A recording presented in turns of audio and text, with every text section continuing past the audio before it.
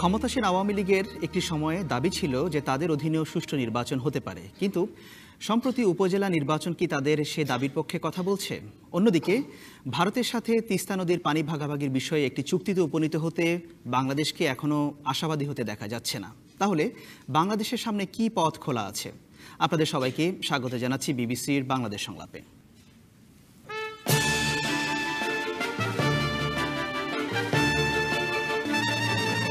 আজ প্যানেলে আছেন পানি সম্পদ মন্ত্রী ও জাতীয় পার্টির সিনিয়র প্রেসিডিয়াম সদস্য আনিসুল ইসলাম মাহমুদ, বিএনপির জাতীয় স্থায়ী কমিটির সদস্য নজরুল ইসলাম খান, বেসরকারি মানারাত ইন্টারন্যাশনাল ইউনিভার্সিটির উপাচার্য চৌধুরী মাহমুদ হাসান এবং সাবেক রাষ্ট্রদূত ও বাংলাদেশ অ্যালায়েন্স ফর উইমেন লিডারশিপের নির্বাহী পরিচালক নাসিম ফেরদৌস।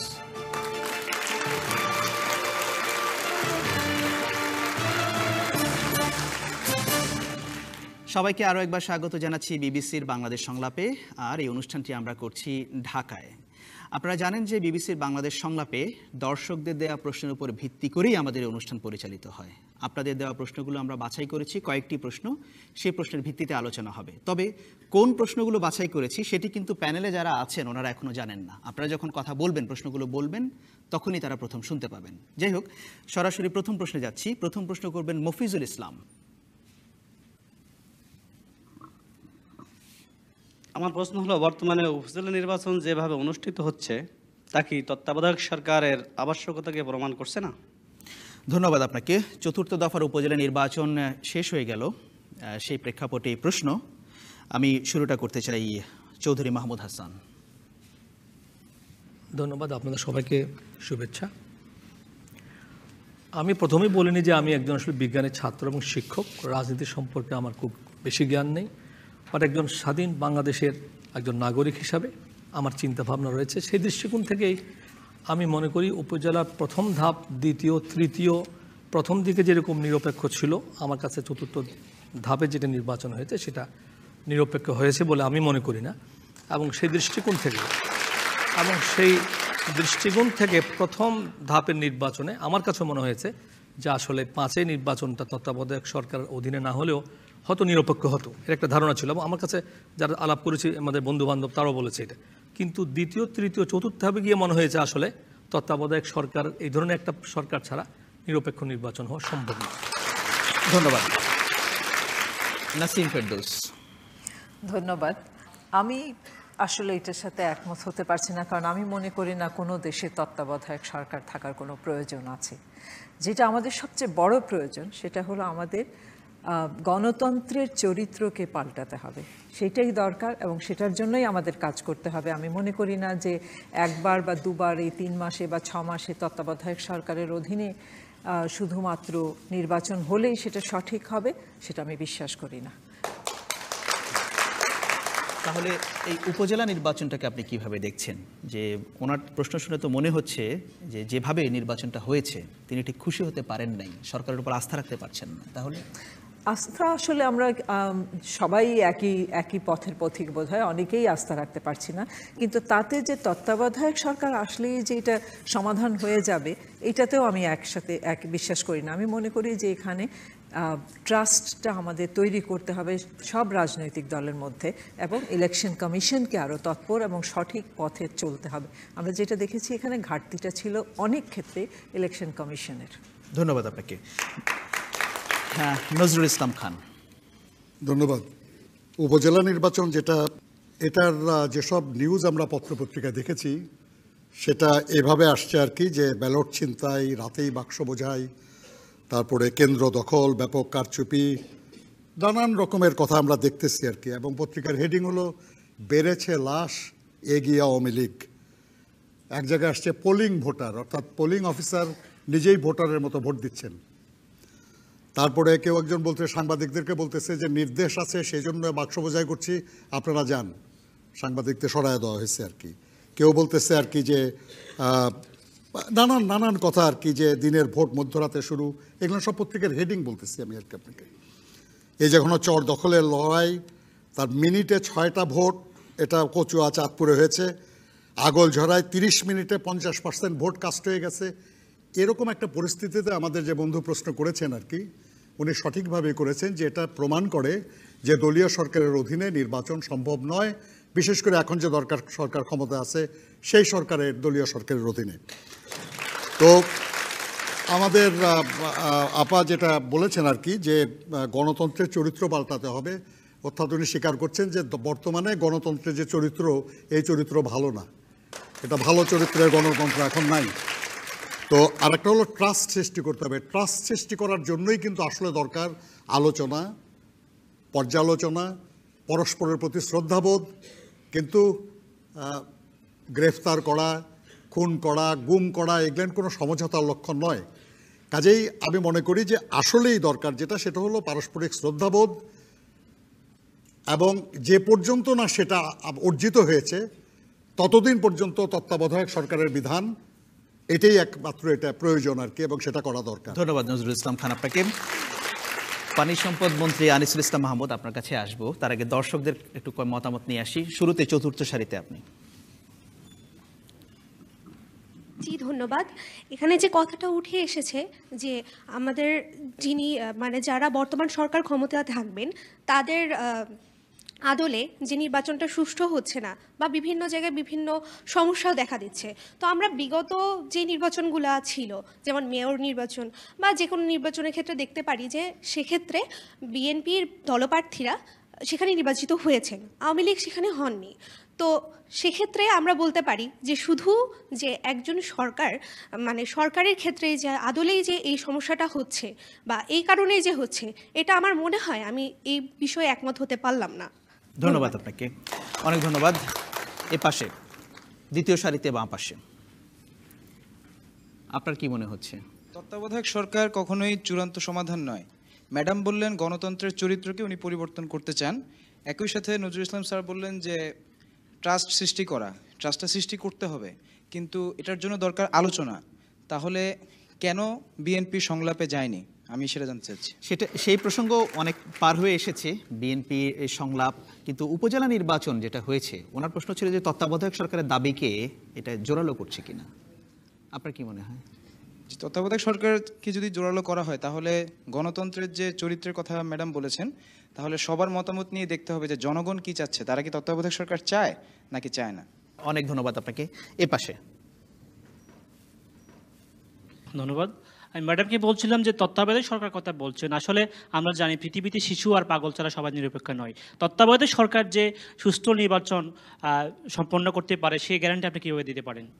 আচ্ছা, ধন্যবাদ। প্যানেলে ফিরে আসি। আনিসুল ইসলাম মাহমুদ, একসময় সরকার বলতো যে তাদের অধীনে নির্বাচন সুষ্ঠু হতে পারে, সেটা সিটি কর্পোরেশনের নির্বাচনগুলোতে প্রমাণ হয়েছে। এর আগে 5,000-এর মতো স্থানীয় সরকার নির্বাচন হয়েছে। কিন্তু এখন দেখলেন যে পত্রপত্রিকায় যে ধরনের রিপোর্ট এসেছে উপজেলা নির্বাচনের পরে, তাতে আবার নতুন করে প্রশ্ন উঠছে। প্রথমে আমি বলতে চাই যে রিপোর্ট এসছে, কিন্তু রিপোর্টটা কিভাবে দেখছি সেটাও প্রশ্ন।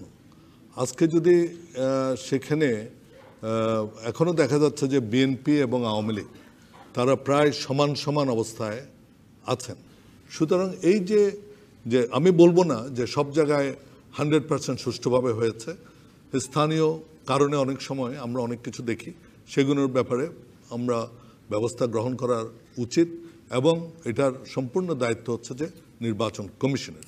যেই জন্য আমি বলি যে আমাদের এই আপনার তত্ত্বাবধায়ক সরকারের কথা না বলে আমরা যদি আজকে নির্বাচন কমিশন আমরা কিভাবে সত্যিকারভাবে স্বাধীন করতে পারবো, এই ডিসকাশনটা যদি করতে পারতাম, তাহলে কিন্তু আমাদের জাতির জন্য অনেক ভালো হতো। কিন্তু যে জিনিসটা দেখা দিয়েছে সেটা হচ্ছে যে কোনো একটি দল তারা একজনের আন্ডারে নির্বাচন করবেন না, তত্ত্বাবধায়ক সরকার ছাড়া তারা নির্বাচন করবেন না, এই কথার উপর একটা শক্ত স্ট্যান্ড নিয়ে বসে আছেন। আমার কথা হচ্ছে আলাপ আলোচনা আমাদের করতে হবে। প্রথমে দেখতে হবে সংবিধানের মাধ্যমে আমরা এটা করতে পারছি কিনা। আমি খালি আপনাদের জানার জন্য বলছি, আওয়ামী লীগ সভাপতি শেখ হাসিনা, যিনি বর্তমানে প্রধানমন্ত্রী, আমাদের একটা স্পেশাল কমিটি ছিল কনস্টিটিউশন অ্যামেন্ডমেন্ট করার জন্য। সেই কনস্টিটিউশন কমিটিতে এসে কিন্তু তিনি তত্ত্বাবধায়ক সরকারের পক্ষে বলেছিলেন, এবং তিনি বলেছিলেন যে আমাদের নির্বাচনগুলো তত্ত্বাবধায়ক সরকারের আন্ডারে হওয়া উচিত। কিন্তু সেখানে হলো কি, সেখানে একটা জাজমেন্ট হলো অ্যাপিলেট ডিভিশন থেকে, হায়েস্ট বডি। সেটা অনেক আগের কথা এবং এগুলো অনেকে জানেন। না আগের না, এটার সাথে এই যে আপনি যে আজকে প্রয়োজনীয়তার কথা বলছেন যে এটা কেন হবে না, সেটা তো আদালতের কিছু না, না, বাধ্যবাধকতা ছিল। আমি জিনিসটা যদি একটু পরিষ্কার করে দেয়, আমি I think it will be better. এখন কথা হচ্ছে যে এটাকে ইলিগাল এবং আল্ট্রাভায়ার্স অফ দ্য কনস্টিটিউশন বলা হয়েছে। সাপোজ আমি যদি আজকে এই তত্ত্বাবধায়ক সরকারকে ফিরিয়ে আনি এবং কেউ যদি কোর্টে যায়, দ্য অ্যাপিলেট ডিভিশনের এই জাজমেন্ট কিন্তু থেকে যাবে, এক নম্বর। তাহলে আমার যে ইলেকশন আমি করতে যাব সেটা প্রশ্নবিদ্ধ হবে কোর্ট থেকে, এক নম্বর। মিস্টার মাহমুদ, এখানে একটি বিষয় যে আপনি বলছিলেন যে উপজেলা নির্বাচনে যেগুলো হয়েছে স্থানীয়ভাবে কিছু ঘটনা ঘটেছে। আচ্ছা, এখানে কি মানে সরকারের দিক থেকে সরকার সমর্থিত প্রার্থীদেরকে জেতানোর জন্য কেন্দ্রীয়ভাবে কি কোনো সিদ্ধান্ত ছিল? আমি এটা বিশ্বাস করি না, এক নম্বর। দুই নম্বর হচ্ছে যে এইটাকে বন্ধ করতে হলে যেটা দরকার আজকে এবং যেটা সবচেয়ে বেশি দরকার সেটা হচ্ছে যে আমাদের নির্বাচন কমিশন নিয়ে আমাদের কথা বলতে হবে এবং নির্বাচনের সময় কিভাবে আমরা রুলস অফ বিজনেস কি হওয়া উচিত। নির্বাচন কমিশনের দুর্বলতা নিয়ে প্রশ্ন আছে তাহলে? ডেফিনেটলি নির্বাচন কমিশনের দুর্বলতা নিয়ে প্রশ্ন আছে এবং সেই আমরা তো কেউ এখনো পারফেক্ট হইনি। আমাদের ফর দ্য ফার্স্ট টাইম এই নির্বাচন কমিশন একটা কনসালটেটিভ প্রসেসের মধ্য দিয়ে এটা প্রথমে করা হয়, কিন্তু তারপরে আমি বলবো যে নির্বাচন কমিশনকে যদি আমরা সত্যিকার অর্থে ইন্ডিপেন্ডেন্ট করতে পারি, তাদের নিজস্ব লোকবল, তাদের নিজস্ব বাজেট এবং তারা তাদের যদি নিজস্ব কন্ট্রোল করতে পারে এবং সর্বোপরি তাদের appointment of the election chief election commissioner the commissioner আমরা যদি একটা সুন্দর প্রক্রিয়ার মধ্যে আনতে পারি, তাহলে আমি মনে করি আমাদের নির্বাচনগুলো আমরা ভালোভাবে করতে। ধন্যবাদ আপনাকে আনিসুল ইসলাম মাহমুদ। নজরুল ইসলাম খান, আনিসুল ইসলাম মাহমুদ যেটা বলেন যে নির্বাচন কমিশন নিয়ে আলোচনার স্কোপ আছে, সুযোগ আছে, আপনারা কি তত্ত্বাবধায়ক সরকার বাদ দিয়ে নির্বাচন কমিশনকে কিভাবে শক্তিশালী করা যায় এটা নিয়ে আলোচনায় রাজি আছেন?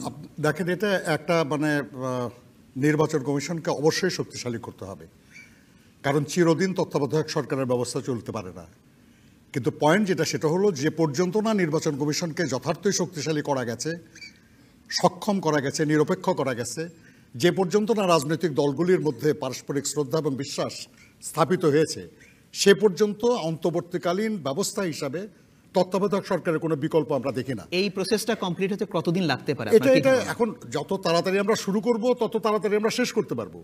কিন্তু আমি যেটা বলতে চাই সেটা হলো যে পর্যন্ত এটা শেষ না হয়েছে, অর্থাৎ নির্বাচন কমিশন যথার্থই শক্তিশালী এবং নিরপেক্ষ না হয়েছে, যে পর্যন্ত না রাজনৈতিক দলগুলির মধ্যে পারস্পরিক আস্থার সৃষ্টি হয়েছে, সে পর্যন্ত তত্ত্বাবধায়ক সরকারের বিধানের কোনো বিকল্প আছে বলে ধন্যবাদ আপনাকে। দেখি আবার দর্শকদের কাছে ফিরে যাই, একেবারে পেছনের সারিতে বাঁ পাশে।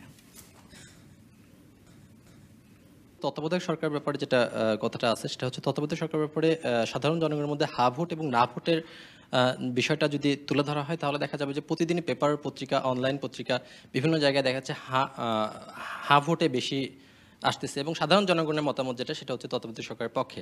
বাট সুপ্রিম কোর্ট বা বিভিন্ন ধরনের বড় বড় কোর্ট থেকে যেটা আদেশ আসতেছে এই প্রেক্ষিতে বলার কথা, আমার কথা হচ্ছে আইন মানুষের জন্য নাকি মানুষ আইনের জন্য?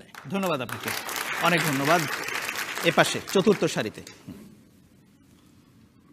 আমি মাননীয় মন্ত্রী মহোদয়ের কাছে একটা জিনিস জানতে চাই। উনি যে বললেন যে স্থানীয় সরকার নির্বাচনগুলি স্থানীয় ভিত্তিতে অনেক সময় মানে সহিংসতা হচ্ছে, কিন্তু আমরা তো জানি সেই স্থানের সেই আইন প্রয়োগকারী সংস্থাও বলবৎ আছে, তাহলে তারা কি করছেন?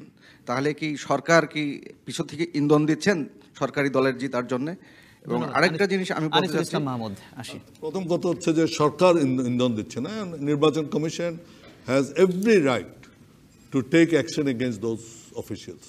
ওখানে যে ওসি আছে, যে এসপি আছে, যারা এই নির্বাচনের সাথে সম্পৃক্ত আছে, নির্বাচনের কমিশনের সম্পূর্ণ ক্ষমতা আছে এদের বিরুদ্ধে অ্যাকশন নেওয়ার, এবং আমি যতটুকু জানি কিছু কিছু জায়গায় অ্যাকশন নেওয়া হচ্ছে।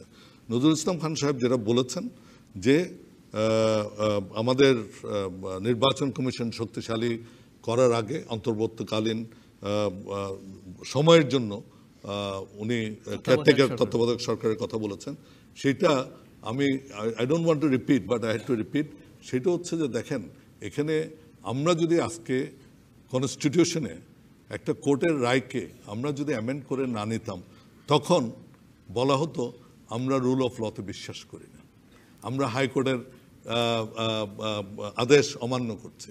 আজকে যদি এটা ওনাদের পক্ষে যেত তাহলে কিন্তু ওনারা বলতেন আপনারা কেন এটা অ্যামেন্ড করছেন। মাহমুদ, এখানে একটি বিষয়, যেভাবে পত্রপত্রিকা হেডলাইন হয়েছে, ভোট ডাকাতি, ভোট চুরি, বাক্স ভর্তি, নানা ধরনের হেডলাইন হয়েছে, এগুলো যখন দেখেছেন একজন জোটের শরিক, সরকার দলের শরিক হিসেবে আপনাকে কি বিব্রত করেছে? নিশ্চয়ই আমাকে বিব্রত করে, নিশ্চয়ই বিব্রত করবে। কোনো লোক যে আমার দেশের, আমরা গণতন্ত্রকে চাই, আজকে যে কোর্টের রায় বলছে সেটাও কিন্তু একটা গণতান্ত্রিক ভিত্তির উপরেই কিন্তু রায়টা হয়েছিল। আমরা সকলেই চাই একটা সমাজ যেখানে একটা সুষ্ঠু নির্বাচনের মাধ্যমে একটা সরকার নির্বাচিত হবে এবং যেটা নিয়ে কোনো প্রশ্ন উঠবে ধন্যবাদ। এবং আমি জাস্ট শেষ করছি, আমরা দেখেছি আগেও এই তত্ত্বাবধায়ক সরকারের নির্বাচনের পরদিনেই বলা হয়েছে আইদার সূক্ষ্মভাবে কারচুপি করা হয়েছে না স্থূলভাবে কারচুপি করা হয়েছে। সুতরাং এর শেষ কোথায় আমি জানি। ধন্যবাদ আপনাকে। নজরুল ইসলাম খান, আপনি 30 সেকেন্ডে শেষ করবেন। এক নম্বর প্রশ্ন হলো যে নির্বাচন কমিশনের উপর নির্ভর করা যায় না, এই কারণে বর্তমান নির্বাচন কমিশন যে তারা 5 জন খুন হওয়ার পরে সেই নির্বাচনের কথা বলে জিজ্ঞাসা করেছে সাংবাদিকরা, ভারপ্রাপ্ত নির্বাচন কমিশনার, প্রধান নির্বাচন কমিশনার বলেছেন আলহামদুলিল্লাহ নির্বাচন খুব ভালো হয়েছে। কাজেই এই নির্বাচন কমিশনের উপর কোনো আস্থা রাখা যায় না। 1 2 নম্বর যে আমাদের মাননীয় মন্ত্রী, মাননীয় মন্ত্রী সেই সম্পর্ক আছে, যেটা বলেছেন আর কি, সেটা হলো যে আদালতের রায়ের কথা বলে যেটা বদলানো হলো আর কি, সেই একই রায়েতে এই পরামর্শটাও ছিল যে আগামী 2টা নির্বাচন এবং কেন 2টা নির্বাচন তত্ত্বাবধায়ক সরকারের অধীনে হতে পারে সেটা বলেছেন তারা এই জন্য যে একবারে শব্দটা এরকম আর কি, একটা ল্যাটিন শব্দ ব্যবহার করে বলা হয়েছে in the interest of the safety of the people and in the interest of the state. তো আপনার রাষ্ট্র এবং জনগণ এর চেয়ে বেশি গুরুত্বপূর্ণ আর কি। ধন্যবাদ। তাদের নিরাপত্তার জন্য যদি 2টা নির্বাচন তারা তত্ত্বাবধায়ক সরকারের অধীনে করার পরামর্শ দিয়ে থাকে, সরকার সেই পরামর্শটা গ্রহণ করলো না কেন? ধন্যবাদ আপনাকে নজরুল ইসলাম খান। 1 সেকেন্ড আমি উত্তর দিতে চাই, এটা কিন্তু ফুল জাজমেন্টে নাই, because this two were in contradiction. ধন্যবাদ আপনাকে। ফুল জাজমেন্টের নাই, এটা তো সেই জাজমেন্টের দোষ। আপনাদের